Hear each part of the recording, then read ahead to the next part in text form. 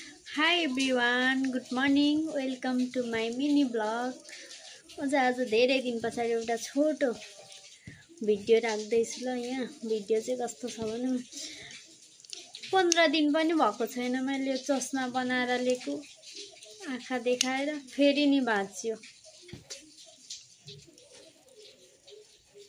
अब के गर्नु, नलाई पनि भएको छैन, लाम भने पनि छैन। अर्को चस्मा किन्न जाऊँ भने बाहिर पानी परिरहेछ। यस्तै भए पनि लगाएर अब भरे पानी नरन्जेलसम्म त लगाएर भए पनि मोबाइल त हेर्न पर्यो। यतिकै चस्मा नलाई हेर्यो भने आँखा दुखेर टाउको दुखेर हुँदैन। यसलाई यस्तो गरेर भएन भने यहाँ डोरी बाँधेर भए पनि पानी रन्जेल चाहिँ हेर्न पर्ने हुन्छ है। मैले मेरो चस्मा कस्तो छ कमेन्ट गर्नु होला है। चस्माको एउटा खुट्टा भाँचिरहेछ, भन्न एउटा छ र यसले चाहिँ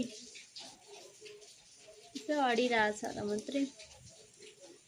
म जस्तै फ्र्याक्चर भएको चस्मा चाहिँ कसले लाउनु भएको छ कमेन्ट गर्नु है। Thank you, by by.